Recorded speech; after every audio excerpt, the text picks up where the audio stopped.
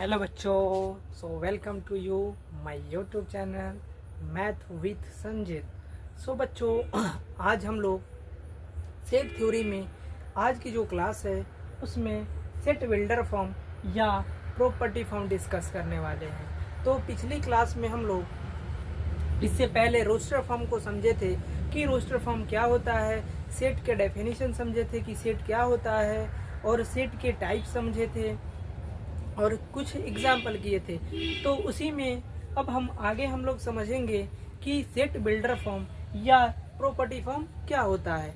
तो property form set theory में काफ़ी इम्पोर्टेंस रखता है और थोड़ा सा यह टेक्निकल है, तो ध्यान से समझिएगा इसको कि कैसे प्रॉपर्टी फॉर्म को हम लोग कैसे लिखते हैं, है कि नहीं। तो इसको समझने के लिए सबसे पहले हम लोग एक एग्जाम्पल लेते हैं और वह एग्जाम्पल कुछ इस प्रकार है। एग्जाम्पल मान लेते हैं कि सेट ए 1, 2, 3, 4 और 5। तो बच्चों ध्यान से यहाँ देखिए कि सेट ए हमने लिया है जो रोस्टर फॉर्म में लिखा हुआ है। तो हम लोग अब इस रोस्टर फॉर्म में सेट जो लिखा हुआ है इसको अब हम लोग सेट बिल्डर फॉर्म या प्रॉपर्टी फॉर्म में कन्वर्ट करके सीखेंगे कि प्रॉपर्टी कोई सा भी सेट कैसे सेट बिल्डर फॉर्म या प्रॉपर्टी फॉर्म में कैसे लिखा जाता है। तो नाम से ही क्लियर हो रहा है कि प्रॉपर्टी फॉर्म मतलब इस सेट के अंदर कुछ ना कुछ खास प्रॉपर्टी होंगी, उस प्रॉपर्टी को हम लोग ऑब्जर्व करेंगे और ऑब्जर्व करके उसको लिख देंगे, वहीं हम क्या हो जाएगा सेट बिल्डर फॉर्म। तो अगर इसको हम लोग गौर से देखें, इसमें कुछ ऑब्जर्व करें, ऑब्जर्व करने की कोशिश करें, तो इसमें हम लोग क्या ऑब्जर्व करेंगे। देखो बच्चों कि यह 1, 2, 3, 4, 5 यह एक नेचुरल नंबर है, यह एक गिनती की संख्या है, काउंटिंग नंबर है। तो हम यहाँ से क्या ऑब्जर्व किए कि यह जो एक नेचुरल नंबर है और अब हम इसको क्या करते हैं कि इसको सेट बिल्डर फॉर्म में लिखेंगे। तो सेट बिल्डर फॉर्म में लिखने के लिए सब क्या करेंगे, ये क्या है, यह जो है रोस्टर फॉर्म है। तो बच्चों इस रोस्टर फॉर्म को हम लोग कैसे कन्वर्ट करेंगे सेट बिल्डर फॉर्म में, इसी को अब हम लोग समझेंगे। तो देखो यहाँ सेट ए को हमें किस फॉर्म में कन्वर्ट करना है, रोस्टर फॉर्म में कन्वर्ट। रोस्टर फॉर्म में है और रोस्टर फॉर्म से हम लोग को कहाँ सेट बिल्डर फॉर्म या प्रॉपर्टी फॉर्म में कन्वर्ट करना है। तो कैसे कन्वर्ट करेंगे, तो कन्वर्ट करने के लिए फिर से मैं बता देना चाहता हूँ कि सेट के अंदर हम लोग देखेंगे, सेट के अंदर कुछ प्रॉपर्टी होंगी और उस प्रॉपर्टी को क्या करेंगे ऑब्जर्व करके, और ऑब्जर्व करके उसको लिख देंगे, तो वही क्या कहलाएगा सेट बिल्डर फॉर्म। देखो यहाँ हमने इसको देखा और हमारे माइंड में एक थॉट जनरेट हुआ कि यह जो 1 से लेकर 5 तक है एक नेचुरल नंबर है और नेचुरल नंबर को हम लोग वह 1 से लेकर 5 तक एक नेचुरल नंबर है। तो हम लोग क्या करेंगे, एक जनरल बात और बता देना चाहता हूँ कि अगर इस सारे को हम लोग टोटल एलिमेंट को एक variable x, y, z, a, b, c किसी से भी हम लोग रिप्रेजेंट कर देंगे।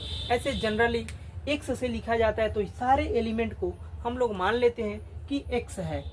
क्या है, सारे एलिमेंट को x मान लेते हैं। x क्या यहाँ दिखा रहा है कि x 1 भी हो सकता है, 2 भी हो सकता है, 3 भी हो सकता है, 4 भी हो सकता है और 5 भी हो सकता है। तब हम इस रोस्टर फॉर्म को हमें कहाँ कन्वर्ट करना है, सेट बिल्डर फॉर्म में। तो देखिए सेट बिल्डर फॉर्म में लिखने के लिए हम लोग क्या करेंगे, कुछ इस प्रकार के कर्ली ब्रैकेट बना देंगे और ऐसा लिखेंगे कि x, यहाँ x और यहाँ 2 बिंदु, या कभी कभी ऐसा स्लैश भी, इसको ऐसा 2 बिंदु के द्वारा या ऐसे स्लैश के द्वारा लिखते हैं। इसको हम लोग बोलते हैं सच दैट। इसको अगर हिंदी में बोले तो हिंदी में इसको पढ़ते हैं ऐसा है सच दैट, या इसको 2 बिंदु से लिख दिया जाता है। तो हम लोग क्या लिखेंगे कि x मतलब ये सारा एलिमेंट, x ऐसा है कि x is a natural number. अब देखो कि x कैसा है, x is a natural number. अब तो हमें यहाँ तक हमने x को लिख दिया कि x नेचुरल नंबर है, लेकिन नेचुरल नंबर क्या है, 1 से शुरू होकर 5 तक खत्म हो जाती है, नहीं ना। तो हम यहाँ कुछ रिस्ट्रिक्शन लगा देंगे कि जो हमारा नेचुरल नंबर है वह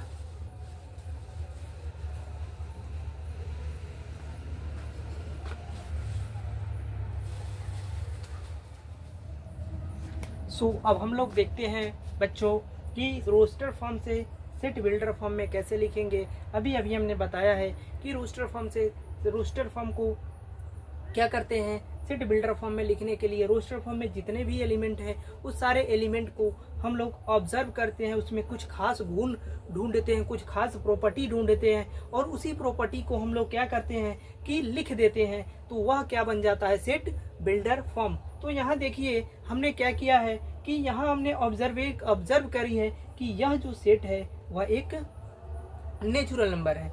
तो क्या नेचुरल नंबर 1 से स्टार्ट होकर 5 तक खत्म हो जाता है, नहीं ना। तो हम लोग यहाँ कुछ रिस्ट्रिक्शन लिखेंगे, इस सारे एलिमेंट को हम लोग मान लेंगे x और कुछ ऐसे लिखेंगे कि x ऐसा है सच दैट, इसको बोलते हैं x सच दैट x। इसका मतलब होता है कि x ऐसा है कि x is a natural number. और यहाँ क्या रिस्ट्रिक्शन लगेगी कि x तो नेचुरल नंबर है, लेकिन कहाँ से कहाँ, यह जो स्टार्ट हो रही है x 1 से 1 या 1 के बराबर 1 है, या 1 से के बराबर या 1 से और 5 या 5 से छोटा है। तो क्या अब यही क्या हो गया, ये सेट बिल्डर फॉर्म हो गया। इसी सेट को हम लोग अगर रोस्टर फॉर्म में लिखे तो रोस्टर फॉर्म में कुछ ऐसे होगा, और इसी सेट को हम अगर सेट बिल्डर फॉर्म में लिखे तो कुछ ऐसा होगा। तो थोड़ा सा सेट बिल्डर फॉर्म टेक्निकल है, लेकिन अगर धीरे धीरे हम लोग आगे एग्जाम्पल करेंगे सारी चीज़ें क्लियर हो जाएंगी। तो बच्चों हम लोग अब अगला एग्जाम्पल लेते हैं। तो अब हम लोग अगला एग्जाम्पल से सेट बिल्डर फॉर्म को समझने का प्रयास करते हैं।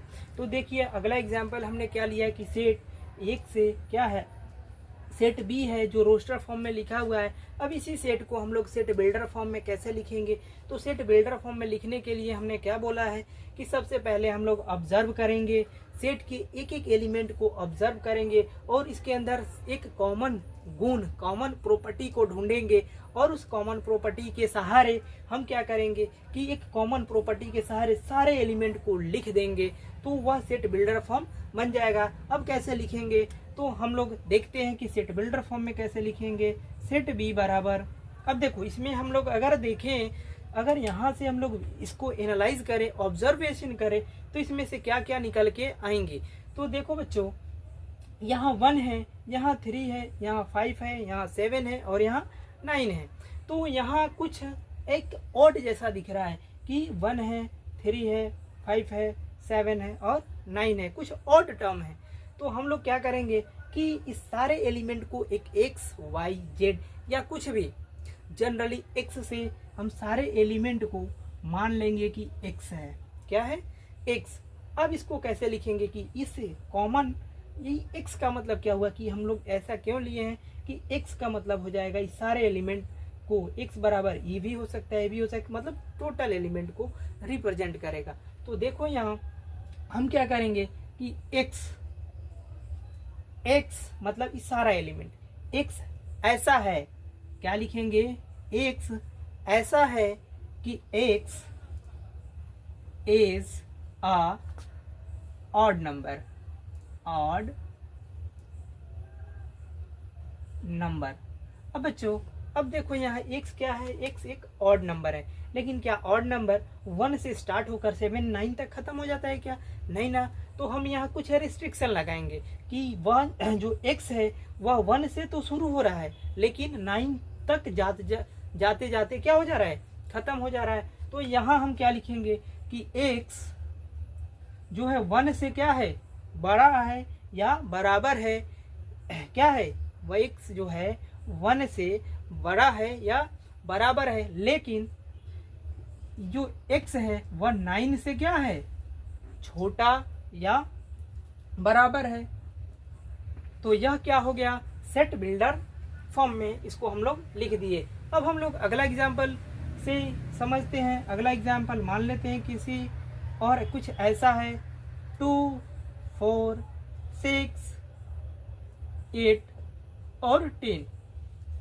तो देखो बच्चों, यह एक रोस्टर फॉर्म में लिखा हुआ है। क्या कौन से फॉर्म में है, रोस्टर फॉर्म में। और इसी सेट को अब हमें कौन सा फॉर्म में लिखना है, सेट बिल्डर फॉर्म में। तो देखो, सेट बिल्डर फॉर्म में लिखने के लिए सबसे जो पहला ऑब्जर्वेशन होना चाहिए, पहला जो नजर जाना चाहिए, वह सेट के एलिमेंट पे जाना चाहिए। और एक एक एलिमेंट को हम लोग ऑब्जर्व करेंगे और ऑब्जर्वेशन के दौरान जो सारे एलिमेंट में एक कॉमन प्रॉपर्टी होगी, उसी कॉमन प्रॉपर्टी को हम लोग लिख देंगे। तो इससे क्या पता चल जाएगा कि लिख देने से वह सेट बिल्डर फॉर्म में आ जाएगा। तो देखो, हम लोग इस सारे एलिमेंट को मान लेंगे क्या, एक्स। अब देखो कि सेट बिल्डर फॉर्म में लिखने के लिए हम लोग क्या करेंगे, एक्स ऐसा है, कैसा है, एक्स ऐसा है कि एक्स ऐसा है, x is even number, x is even number. और अब बताओ बच्चों कि एक्स इवन नंबर है, लेकिन कहाँ से, 2 से स्टार्ट होकर 10 तक खत्म हो जा रहा है। तो हम क्या लिखेंगे, जो एक्स है वह कहाँ से स्टार्ट हो रहा है, starting from 2, x starting from 2, और कहाँ खत्म हो जा रहा है, तो एक्स जो है 2 से बड़ा है या बराबर है, और 10 से छोटा है या बराबर है। तो इस फॉर्म को देखो, यह रोस्टर फॉर्म हुआ और यह सेट बिल्डर फॉर्म या प्रॉपर्टी फॉर्म। इसीलिए हम लोग इससे सेट को, ऐसे कलेक्शन को हम लोग प्रॉपर्टी फॉर्म भी बोलते हैं। प्रॉपर्टी फॉर्म क्यों बोलते हैं, क्योंकि सारे के कॉमन प्रॉपर्टी से इस पूरा को क्या किया जा रहा है, सेट को लिख दिया जा रहा है कि नहीं। तो आई होप कि इस एग्जाम्पल से आपको कुछ विजुअलाइजेशन, कुछ कॉन्सेप्ट क्लियर हुए होंगे। तो कुछ और एग्जाम्पल हम लोग लेंगे।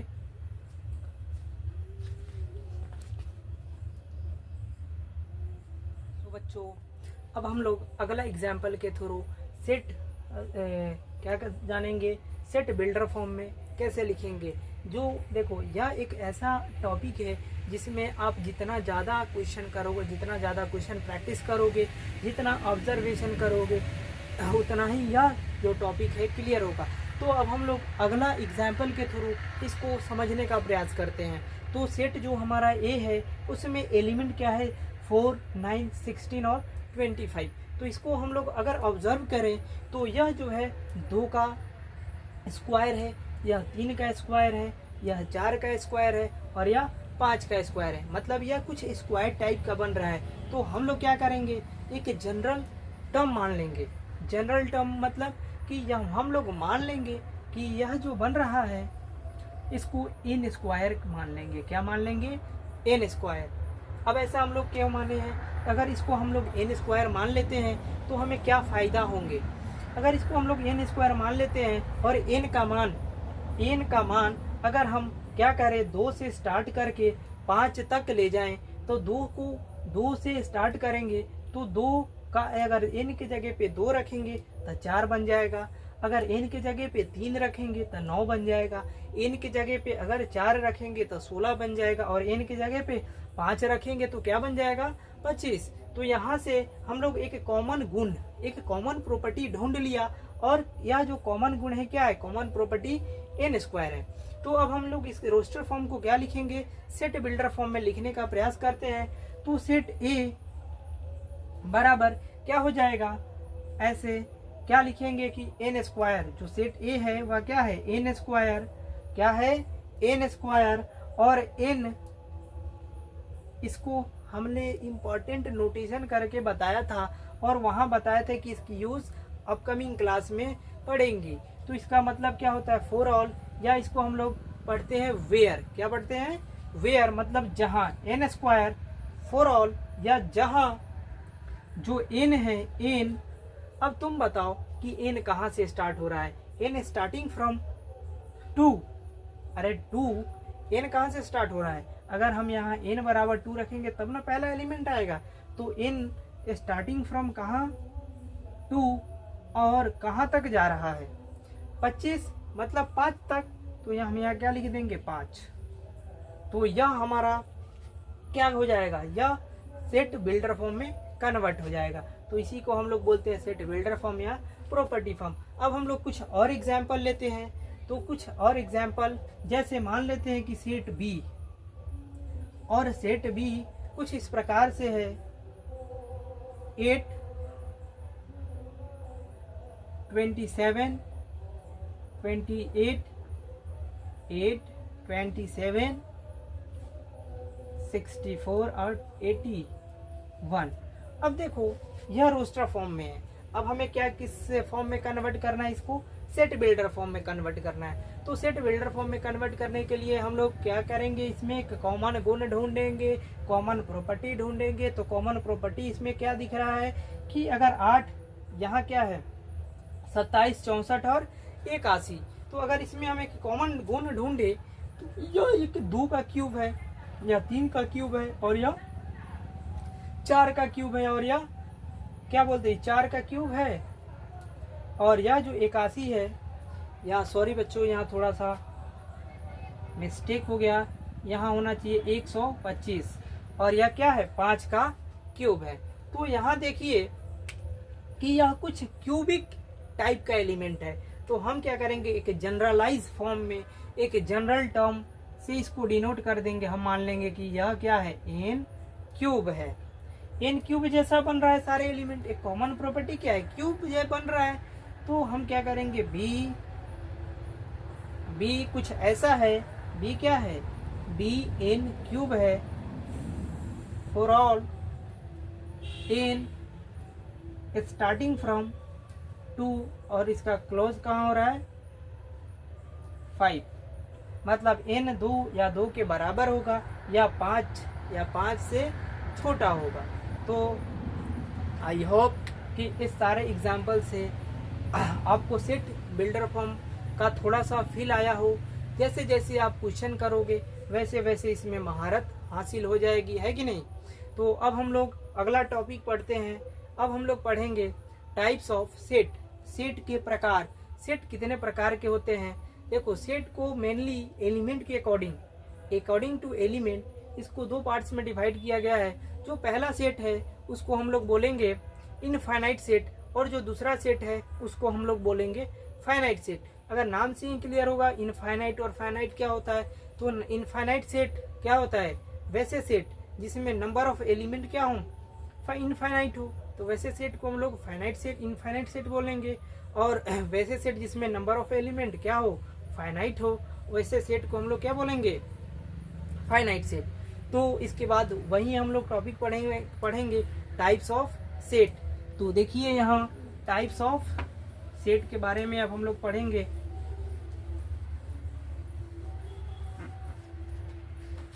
Types of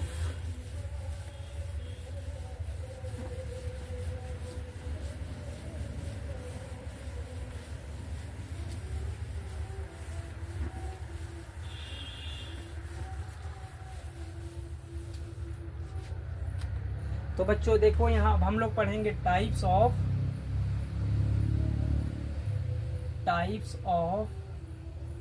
set. तो टाइप्स ऑफ सेट एलिमेंट के अकॉर्डिंग पहले 2 पार्ट्स में डिवाइड किया गया है। जो पहला है उसको हम लोग बोलेंगे infinite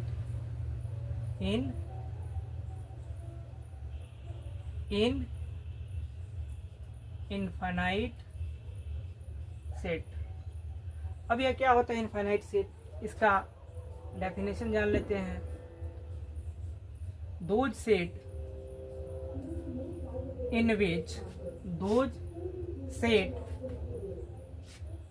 in which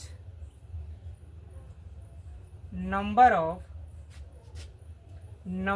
of element are infinite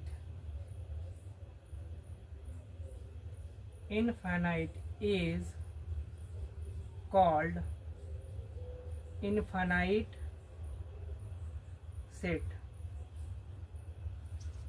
तो देखो बेसिक सा डेफिनेशन है कि इनफाइनाइट सेट क्या होता है, दो set in which number of element are infinite is called infinite set.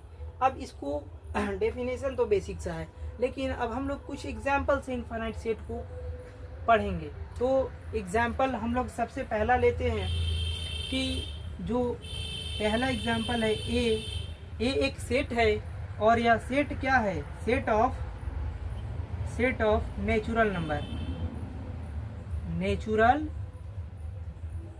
Number. अब बताओ कि अगर हम सेट ए को अगर रोस्टर फॉर्म में लिखने की कोशिश करें तो सेट ए को रोस्टर फॉर्म में कुछ इस प्रकार से लिखेंगे कि सेट ए 1 2 3 4 और डॉट डॉट डॉट इनफाइनाइट तक जाएंगे। मतलब क्या नेचुरल नंबर क्या कहाँ तक होती है, इनफाइनाइट तक होती है। तो हम क्या इनफाइनाइट तक लिखने जाएंगे, हम लोग डॉट डॉट दे के क्या लिख देंगे, इनफाइनाइट।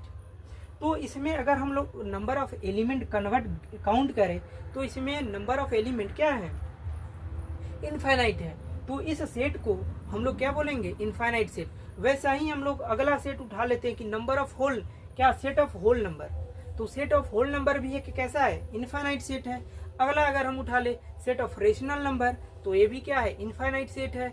अगला हम लोग उठा ले सेट ऑफ रियल नंबर, ये भी क्या है, इनफाइनाइट सेट है। और अगला अगर हम लोग कॉम्प्लेक्स नंबर की बात करें तो कॉम्प्लेक्स नंबर भी क्या है, एक इनफाइनाइट सेट है। तो आई होप कि इनफाइनाइट सेट के बारे में आपको समझ आई होगी। अब इसके बाद हम लोग पढ़ेंगे फाइनाइट सेट, और फाइनाइट सेट को डिटेल में हम लोग पढ़ेंगे। तो please pause the video and note it down. So बच्चों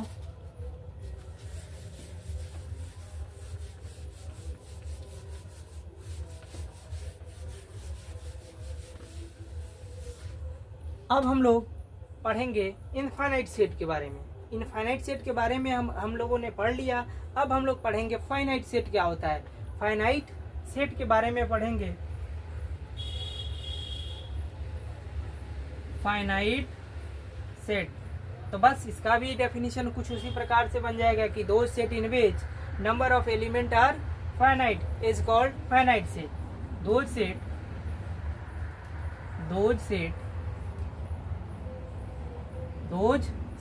in which number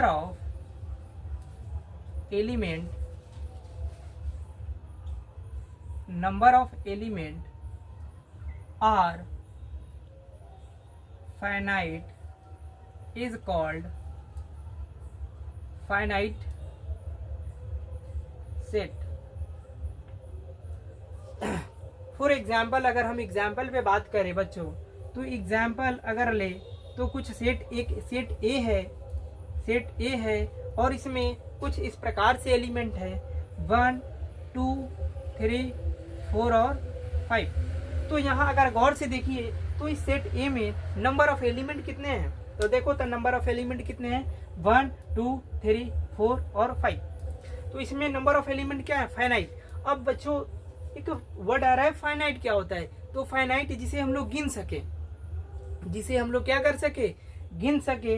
वैसे नंबर जिसे हम लोग गिन सके उसको हम लोग बोलते हैं, क्या बोलते हैं, उसे हम लोग बोलते हैं फाइनाइट। तो सर अब आप लोगों के मन में एक सवाल उत्पन्न हो रहा होगा कि हम लोग सेट ऑफ नेचुरल नंबर को तो भी गिन सकते हैं। हाँ, तो सेट ऑफ नेचुरल नंबर को गिन सकते हैं, लेकिन सेट ऑफ नेचुरल नंबर को हम लोग काउंटेबल कहते हैं। जब आप लोग अगले हायर एजुकेशन में जाओगे तो वहाँ आपको इनफाइनाइट सेट दो प्रकार के होते हैं। एक ऐसा प्रकार होता है जिसे हम लोग बोलते हैं काउंटेबल इनफाइनाइट, और एक होता है अनकाउंटेबल इनफाइनाइट। तो यह जो सेट ऑफ नेचुरल नंबर होता है वह काउंटेबल इनफाइनाइट होता है, जो इनफाइनाइट सेट के कैटेगरी में आता है। तो आई होप कि यह जो डाउट होगा वह क्लियर हो गया होगा। तो बेसिक बस आपको बस इतना ध्यान रखना है कि जिसे हम लोग गिन सके, और वैसा कुछ खास केस भी आपको अभी 11th-12th में नहीं पढ़ना है। ठीक है बच्चों, तो देखिए यहाँ कि यहाँ क्या है कि इसमें नंबर ऑफ एलिमेंट क्या है, फाइनाइट। तो यह क्या है, फाइनाइट सेट। अब यहाँ से फाइनाइट सेट से एक बहुत इम्पोर्टेंट कॉन्सेप्ट निकल के आती है जिसे हम लोग बोलते हैं cardinality of set. Cardinality of set, तो कार्डिनलिटी के बारे में अब इसके बाद हम लोग कार्डिनलिटी के बारे में ही पढ़ेंगे। और कार्डिनलिटी ऑफ सेट उसी सेट का डिफाइन होता है जो सेट क्या हो, कैसा हो, फाइनाइट हो। तो इसके बाद हम लोग उसी को पढ़ेंगे।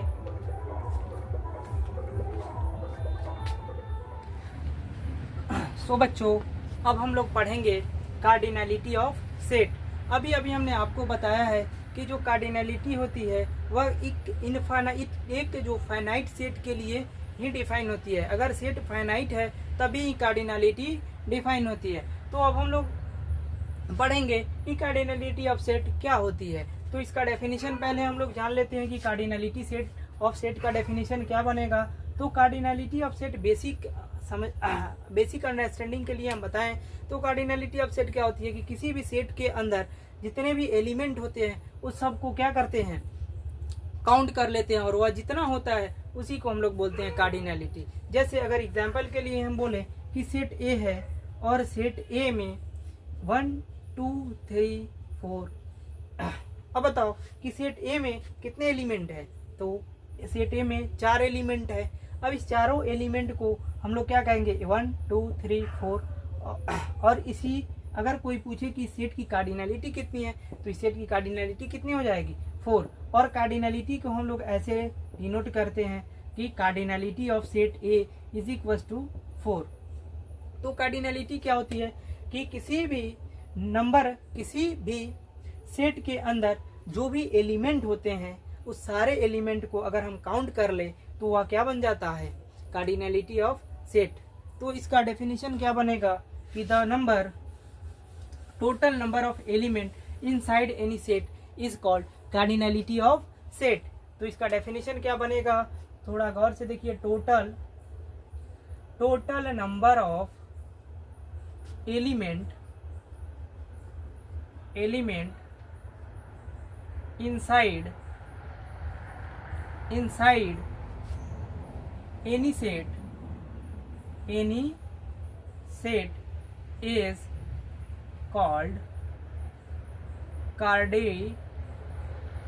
cardinality of set.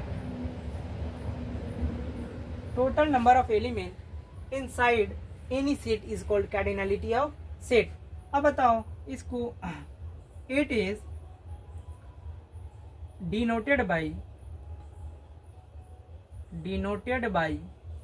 देखो इसको हम लोग अगर मान लेते हैं कि कोई सेट ए है और सेट ए की कार्डिनलिटी लिखनी है तो हम लोग ऐसे डिनोट करेंगे और इसको पढ़ेंगे कार्डिनलिटी ऑफ सेट ए, या इसको हम लोग ऐसे पढ़ेंगे ऑर्डर ऑफ सेट ए, इसको पढ़ेंगे ऑर्डर ऑफ सेट ए। या एक और मेथड, एक और सिंबल होता है इसको डिनोट करने का जिसे हम लोग बोलते हैं एन ए।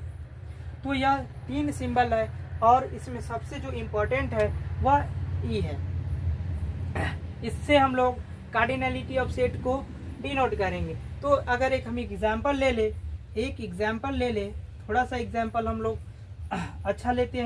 अच्छा एग्जाम्पल लेते हैं। जैसे मान लेते हैं कि सेट क्या है, सेट ए बराबर कुछ इस प्रकार से है, x² - 2x और +3।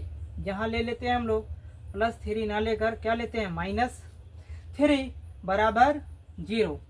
अब हमसे कोई पूछे कि सेट ए की कार्डिनलिटी क्या है तो इसको हम क्या करेंगे कि इस क्वाड्रेटिक इक्वेशन को सॉल्व करेंगे, और क्वाड्रेटिक इक्वेशन को सॉल्व करने से क्या आएगा, 2 रूट्स आएंगे।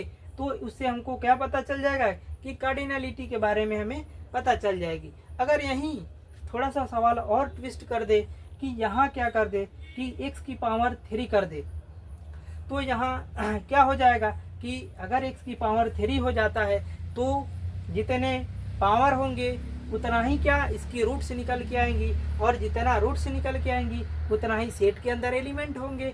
तो वह क्या बन जाएगा, कार्डिनलिटी ऑफ सेट। तो इसमें कार्डिनलिटी को अगर हम डिफाइन करें तो कार्डिनलिटी क्या होगी, कार्डिनलिटी सेट ए बराबर, बताओ इसमें से कितने एलिमेंट आएंगे, 2। अब हाँ, बात यह है कि यहाँ x की जो वैल्यू है वह रियल भी आ सकती है और कॉम्प्लेक्स भी आ सकती है कि नहीं। तो हम लोग दोनों एलिमेंट को क्या करेंगे, लिख लेंगे। तो यहाँ से कार्डिनलिटी ऑफ सेट कितनी हो जाएगी, 2। तो बच्चों आई होप कि यह समझ आया होगा।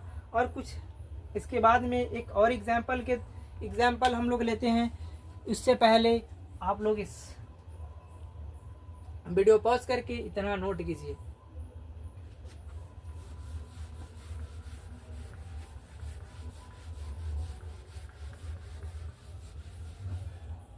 तो देखो बच्चों, कार्डिनलिटी के कुछ और एग्जाम्पल हम लोग लेते हैं। तो फॉर एग्जाम्पल के लिए हम उठा ले set A is equal to